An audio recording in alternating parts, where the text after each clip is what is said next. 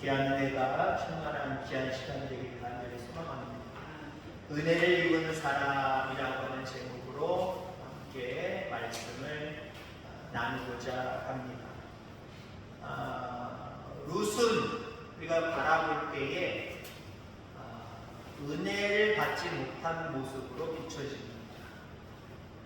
물론 후반 이제 3장, 4장에 가면은 물론 2장도 마찬가지지만 뭔가 그래도 룻에게 또 나오미에게 은혜가 임하기 시작하는구나, 은혜가 임했구나, 이런 정도로 우리가 이해할 수 있고요. 앞부분을 바라보면, 지금 오늘 본문까지로 바라보면 은혜가 뭔지도 모르고 은혜 바깥으로 나가 있는 사람들처럼 보입니다. 자, 그런데 오늘 여기 룻에게서 오늘 본문 13절까지의 말씀 중에 은혜라고 하는 단어가 3번 나옵니다. 지금 현재까지의 모습을 바라보면 나오미 말고 지금 이삭을 죽고 있는 룻을 한번 생각해 보세요.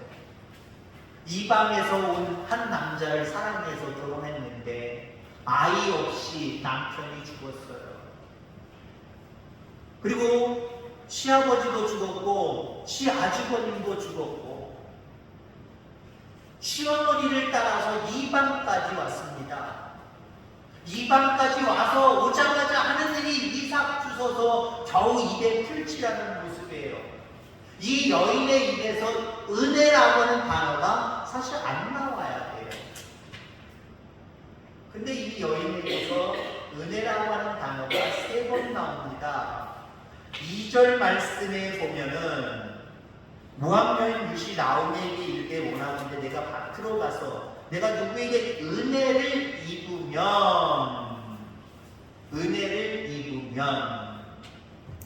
아직 은혜가 임하진 않았지만 이 룻이 지금 이삭 주스로 가면서 어머니에게 안심을 시키는 거예요. 내가 가서 은혜 입을 거다. 분명히 내가 은혜 입을 거다. 여러분, 지금의 형편만 생각하지 마시길 바랍니다. 룻이 지금의 형편, 당장 현재 앞에 눈앞에 있는 형편을 생각했으면 아이고 내 팔자야, 시어머니 잘못 따라와가지고 시어머니는 앉아있는데 나 혼자 가서 이게 뭐냐, 아이고 내 팔자, 아이고 지지리 복도 없는 년, 그러면서 아마 갔을 거예요. 근데 어머니는 지금 뭐라고 해요? 어머니 앞에 뭐라고 해요? 내가 은혜 입으면 내가 나가서 이삭 줄 때 은혜 입고 오겠다는 거예요. 여러분, 은혜를 늘 사모하시기를 주의 이름으로 축원합니다. 지금의 형편을 바라보면서 아이고 죽겠네가 아니라 지금 형편은 이러하지만 내가 은혜 입으면 아멘. 앞으로는 은혜 충만히 입을 거예요. 늘 은혜를 사모하시기를 주의 이름으로 축원합니다. 10절 말씀해 보니까 룻이 엎드려 얼굴을 땅에 대고 절하며 그에게 이르되 나는 이방 여인이거늘 당신이 어찌하여 내게 은혜를 베푸시며, 자기가 은혜 받을 거다 시험관사한테 얘기하고 와서 10절의 말씀은 현재 진행형이에요. 은혜 입잖아요. 은혜를 입으니까 그 보아스를 향하여서 지금 경배하는 겁니다. 감사를 표하고 있는 거예요. 그렇습니다. 은혜를 사모하면 우리의 삶의 자리에 은혜가 임합니다. 그때 우리에게 필요한 것은 하나님이 주셨네요. 감사합니다. 이거예요. 때로는 우리는 은혜를 너무 당연한 것처럼 여길 때가 있어요. 당연한 것 아니에요. 오늘 이 룻이 보아스 앞에 엎드린 것처럼 오늘 은혜 베푸시는 그 하나님 앞에 엎드려 감사할 수 있는 저와 여러분들 되기를 주의 이름으로 축원합니다. 13절에 보면 룻이 이르되 내 주여 내가 당신께 은혜 입기를 원하나이다. 욕심의 여자네요, 이 여자. 그죠? 아니, 그 정도 앞에 본문은 얘기 안 하겠습니다. 엄청나게 은혜 베풀어줬잖아요. 이삭 뒤에서 죽는 게 아니라 그냥 이삭 사이에서 죽고 먹을 거 싸우고 소녀들이 싸우고 아낙네들이 싸우고 그 맘대로 먹고 목마른 물 마시고 완전히 가족이 되버렸어요. 완전히 같은 한 식구가 되버렸단 말이에요. 엄청난 은혜를 입었어요. 근데 근데 뭐라고 얘기해요 이 여인이? 13절에 내 주여 내가 당신께 은혜 있기를 원하나이다. 더 큰 은혜를 입기 원한다는 거예요. 육신적으로 바라보면 이 욕심의 사람입니다. 그것만 해도 감사하지. 더 큰 은혜를 입기를 원합니다. 여러분들에게 이 욕심, 영적인 욕심이기를 주의 이름으로 축원합니다. 하나님 이 정도 갖고는 안 돼요. 하나님 나는 더 풍성하게 하나님의 은혜를 체험하기 원합니다. 더 큰 은혜를 사모합니다. 이렇게 간절히 사모하며 기도하는 저와 여러분들 다 되기를 주의 이름으로 축원합니다. 이처럼 우리가 누리는 모든 은혜는요, 어원이 그 근원이 하늘에 있습니다.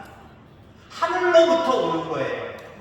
세상으로부터 왔다고 생각하지 마시길 바랍니다. 자, 그런데 하늘로부터 오는데 그 은혜는 주변 사람들로부터 호의와 배려를 받는 것을 통해서 우리에게 오고 우리 것이 다른 사람에게 은혜로 비춰질 수 있다. 종종 목회를 하다 보면 정말 30년 하다 보면 물질적으로 참 부족해요. 연약해요. 그런데 생각해 보세요. 지금 아이들 뭐 대학교 나왔든지 안 나왔든지 초임이 무조건 200 이상입니다. 그죠? 200 이상. 근데 목회자는 30년 일했었는데 다른 직종에서 있으면 뭐 400, 월 400, 500, 600, 700 쭉 치고 나가야 되는데 목회자들은 그렇지 않아요. 생활이 좀 넉넉하지 않습니다. 그러면 목회자들도 때로는 아버지 이 문제가 있는데 물질이 필요한데요. 근데요 하늘로부터 뭐가 뚝 떨어지는 거 아니에요. 어떤 장로님이 찾아와요. 어떤 권사님이 찾아와요. 하나님의 그 영혼을 통해서 감동을 시키셔서 저한테 보낸 천사예요. 하나님의 은혜는 위로만 쳐다본다고 해서 위에서만 내리는 게 아니에요. 하나님이 감동하셔서 다른 사람들을 통해서 내가 느낄 수 있도록 하는 거예요. 그분께도 감사하지만 하나님 감사합니다. 하나님의 은혜입니다. 이렇게 영광 돌릴 수밖에 없어요. 반대로 한번 생각해 보시기 바랍니다. 그러면 하나님께 많은 감동을 받으시길 간절히 소망합니다. 하나님 앞에 나 이거 주일날 예물 드리고 됐지 뭐 이 정도면 됐지. 그걸로 만족하지 마시고요. 때로는 하나님이 성전으로 예물 가져오는 것을 감동하셔서 가져오게 해도 하시지만 옆에 어려운 사람이 있다. 힘든 사람이 있다. 이런 사람들 네가 도와야 되지 않겠니? 라고 우리의 마음을 감동하실 때가 있어요. 그때 물건을 가지고, 그때 때로 물질을 가지고, 때로 그때 마음을 가지고 그 사람에게 다가가서 그 사람을 감동시킬 수 있는 저와 여러분들 되길 간절히 소망합니다. 여러분들 때문에 그 사람은 뭘 느끼는 거예요? 하나님의 은혜구나. 하나님이 이렇게도 역사하시는구나. 하나님의 은혜를 나 때문에, 여러분들 때문에 그 영혼이 깨닫는 거예요. 자, 111 운동. 한번 머릿속에 한번 생각해 보세요. 1. 하루에 한 번. 그 영혼을 위해서 기도하는 거예요. 1. 일주일에 한 번. 전화를 걸어보는 거예요. 바쁘니까 가기는 뭐하고 일주일에 한 번 전화를 목소리도 듣는 거예요. 별일 없어. 더운데 어떻게 지내? 또 1. 한 달에 한 번 어떡하라고요? 찾아가서 섬기라고요. 아이스크림까지 가져가시기 바랍니다. 요즘 더에 가다가 다 녹아버려요. 집에 있는 거, 좀 넉넉한 거 가지고 가서 오다 주었어 하고 주세요. 뭘 갖고 와! 마음에 감동을 받는 거예요. 그럼 그겁니다, 여러분들. 하나님의 은혜는 하늘로부터 오는 건 맞는데 하나님이 직접 주시기도 하지만 많은 경우는요, 옆에 있는 사람들을 통해서, 때는 알고 있는 사람, 때는 모르는 사람을 통해서도 은혜를 내게 옆에서 주세요. 옆에서. 이 은혜가 여러분들에게 충만하길 바라고, 여러분들을 통해서 하나님의 은혜가 옆으로 많은 이웃들에게 전파되어지게 되기를 주의 이름으로 축원합니다. 3절 4절의 말씀을 보면 룻이 가서 베는 자를 따라 밭에서 이삭을 줍는데 우연히 엘리멜렉의 친족 보아스에게 속한 밭에 이르렀다라고 말하고 있습니다. 그러면서 4절 마침 보아스가 베들레헴에서부터 와서 되는 자들에게 이르되라고 이야기합니다. 여기 우연히 그리고 마침이라고 하는 단어가 있습니다. 여러분, 우연히 되어진 일들 상당히 많이 있지요. 우연히 되어진 일들 속에서는 우리는 어떤 마음을 갖냐면 뻔하지 뭐. 별거 아닐 거야. 우연히 일어나는 일들 중에서는 우리는 별 기대를 별로 안 해요. 내가 뭔가 계획하고, 내가 뭔가 예언하고, 내가 뭔가 바라봤던 일이 딱 생각하고, 내가 생각하는 대로 되고 있네? 그 뭔가 잘 될 조짐이 있네? 잘 될 거 아닌가? 이런 기대를 가져요. 근데 아무 생각이 없는데 우연히 되어진 일 가지고는요, 우리는 별 기대를 안 해요. 근데 오늘 본문 보세요. 우연히 이삭 줍으러 갔는데 그 우연히가 어떻게 됐어요? 어떻게 하다 보니까 엘리멜렉의 친족 보아스의 밭에 가게 됐습니다. 그 많은 밭 중에 보아스의 밭에 간 거예요. 근데 보아스의 밭에 간 것도 참 대단한 건데, 엄청난 의미인데 마침이라고 이야기를 합니다. 보아스는 유력한 부자예요. 뭐 일일이 밭에 가가지고 코치 안 해도 됩니다. 워낙 딸린 종들이 많기 때문에 종들이 알아서 다 하는 겁니다. 근데 마치 그날따라 보아스가 밭에 나온 거예요. 나가서 띠용 룻이 눈에 들어온 거지. 룻이 눈에 들어온 거예요. 하나님은 우연히를 마침의 역사로 이끌어 가셨습니다. 여러분, 우리 속에 있는 많은 일들, 우연히 일어나는 일들 많아요. 나의 의지와 관계없이 뭔가 일어나는 일들이 많이 있단 말이에요. 여기에 여러분들 기대를 가지고 때로는 기도할 수 있기를 바랍니다. 하나님, 이 우연히가 마침이 되게 하여 주옵소서. 마침 하나님의 은혜를 누릴 수 있는, 하나님의 은혜를 받을 수 있는 계기가 되게 하여 주옵소서. 오늘 13절에 룻의 마음이 그런 마음이에요. 내가 은혜 있기를, 더 큰 은혜 있기를 원합니다. 그 얘기는 뭐예요? 우연히 여기까지 왔는데, 마치 당신을 만났는데, 이건 보통 징조가 아닙니까? 여기서 하나님의 큰 은혜가 내게 임하기를 간절히 소망한다는 거예요. 우리는 어떤 일들 속에서 내가 원하지 않은, 왜 하나님이 하필 이런 일들이 내 앞에 펼쳐집니까? 내 앞에 놓여져 있습니까? 속상합니다. 억울합니다. 하나님 원망스럽습니다. 그럴 때가 참 많이 있어요. 그럼 어떤 상황이든지 그 상황 속에서 좋은 것들을 바라보세요. 좋은 마음으로 기대를 가지세요. 지금 이런 상황 가운데 우연히 나를 이끌어 주셨는데, 우연히가 아니라 여기서 마침내 하나님의 놀라운 은혜의 역사를 체험하게 해주었어요. 그러면 그 상황이 변하여서 우연히가 마침이 되거든요. 별것도 아닌 상황 가운데 있는 것 같지만 그 현장이, 그 삶이 은혜의 현장, 은혜의 삶으로 변화되는 줄 기억하게 되기를 주의 이름으로 축원합니다. 2절 말씀에 보니까 모압 여인 룻이 나오미에게 이르되 원하건대 네가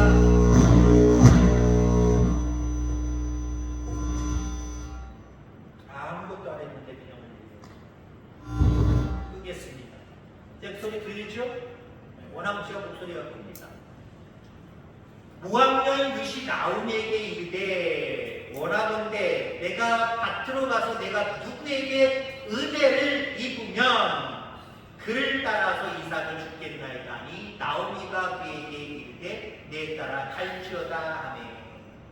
이 구절에서 우리는 두 가지 감동을 느끼게 됩니다. 감동을 느끼게 되는 장면 두 가지를 발견하게 된다는 거예요. 첫 번째 감동의 포인트는 어디 있느냐? 이삭 죽기라고 하는 사회적인 시스템, 이 아름다운 시스템을 오늘 본문에서 만나게 됩니다. 룻과 나오미는 끼니를 걱정해야 될 아주 극빈자들이에요. 대단히 극빈자들이에요. 요즘날 우리나라 먹고 사는 거 문제 없잖아요. 근데 종종 TV에 어떤 것들 나와요. 아파트에서 혼자 고독사 하시는 분들 나타나기도 하고, 때로는 가족 몇 명이서 단체로 그냥 자살하는 경우도 나타납니다. 왜요? 아무것도 먹을 것도 없고 생활할 돈도 없고 그래서 세상을 비관하다가 결국 생을 듣게 마치는 분들이 종종 나타나요. 우리 주변에요. 우리의 손길이 필요한 영혼이 상당히 많이 있다라고 하는 거예요. 자, 이런 상황 가운데 그래도 밭에 나가서 이삭을 주술 수 있다라고 하는 것. 요즘 이 시대에는요, 기계가 워낙 좋으니까요, 이삭 거의 없어요. 새들이나 와서 쪼아 먹을 수 있는 흩어진 나달들은 좀 있을지 모르지만 옛날에 한번 기억해보세요. 막 줄기 있어서 한 줄기죠. 그런 정도의 이삭들이 요즘 있나요? 거의 없어요. 이 시대 속에서 이삭을 주술 수 있다라고 하는 새 시스템, 그게 허락되고 남의 밭에 가서 주술 수 있는 거. 여러분 요즘 남의 밭에 가서 뭐 하나를 따보세요. 그 가격이 예를 들어서 1,000원도 안 되는데 수십만 원, 수백만 원, 수천만 원 아니면 감옥에 들어갈 수도 있어요. 그렇게 냉정한 시대가 되어버렸습니다. 그런데 이 시대 속에 아름다운 시스템이 있었습니다. 남의 밭에 가서도 물론 타작할 때 만약에 타작 안 했는데 같으면 안 돼요. 타작이 진행되거나 타작이 맞췄을 때 그곳에 가서 마음대로 들어가서 주술 수 있다라는 이 사회적인 시스템. 사실 이거 누가 만들었는지 아십니까? 하나님이 만드셨어요.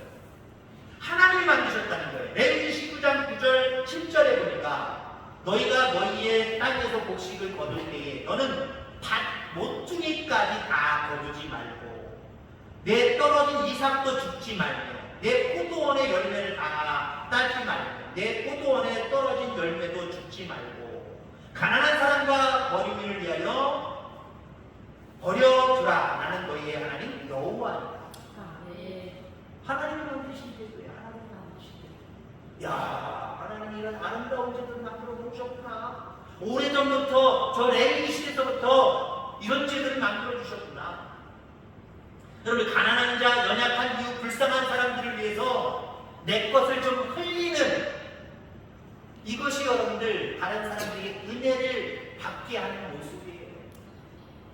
내가 하나님께로부터 내가 원하는 것만 받으려고만 노력하지 마시고요.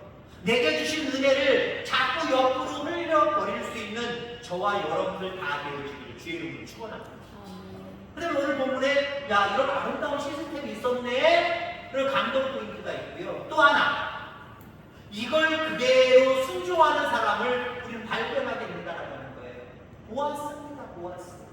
물론 당시에는 이렇게 순종하는 사람들 많이 있었을 거예요. 이 제도에 따라서 그대로 하는 사람들도 많이 있었을 겁니다. 여러분 말씀드리면 저도 어렸을 때 학교에서 주제 시간인지 정시 시간인지 끝나고 이삭 줍기하러 전교생이 다 앉아있다는 거예요. 근데요 전체 흩어나요.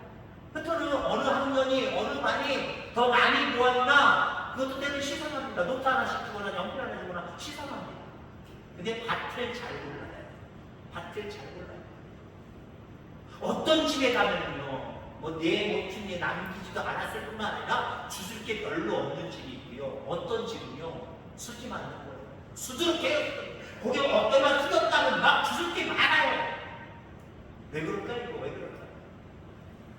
예수를 믿고 안 믿고를 떠나서 마음이 추적한 사람은요 이거 주워가라고 그냥 대략 또 남겨놓고 그렇게 수확을 거둘 때가 있어요. 옛날에 다 알 수가 있잖아요. 근데 뭔가 욕심이 있는 사람인데 내가 남을 줘? 내가 농사졌는데 내가 노력해서 내가 땅에서 노력했는데 왜 남이 거두게? 그냥 나달까지 아주 그냥 흘리지 않게 갖다 세워놓고 가작할 때도 멍석 잘 깔아서 흩어지는 것 없이 완벽하게 깨끗하게 들어갈 것 없이 그런 사람이 있단 말이에요. 근데 오늘 보아서는 어때요? 이 제도에 순종하는 모습을 보여주고 있습니다. 아니 순종할 뿐만 아니라 지금 나오미를 롯을 위해서 어떻게 하고 있어요? 더 많은 것들을 남겨주고 있단 말이에요. 이삭 사이에서 주셨다는 게 뭐예요 여러분들? 배치하는 그곳에서 흩어뜨린 거예요 여러분들. 그걸 허락했다는 거예요. 이처럼 보아스는요 하나님이 만드신 제도 가운데에서도 그 제도를 조금 흉내내는 정도로 순종한 것이 아니라 넉넉하게 주워갈 수 있도록 그냥 내버려 떼는 거예요. 이 정도의 인덕이고 이 정도의 신앙이면 룻에게만 그렇겠어요? 물론 룻은 대단한 인물입니다. 예수 그리스도 족보를 잇는 놀라운 은혜의 역사를 누린 사람입니다. 아마 보아스는 그 어떤 사람이 주워갈지라도 자기 종들에게 얘기했을 거예요. 너무 철저하게 수확하지 말아라. 다른 사람들이 주워갈 수 있을 정도로 모퉁이 남겨놓고 중간중간 그냥 훑어버리고 그냥 내버려둬라. 아마 이랬을 거예요. 여러분 그렇습니다. 하나님의 은혜는 위로부터 옵니다.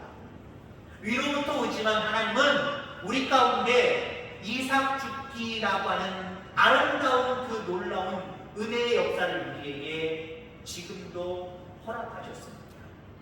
우리는 흘려버려야 되는, 많은 이웃들에게 나누어줘야 되는 그런 사명을 가지고 있는 사람입니다.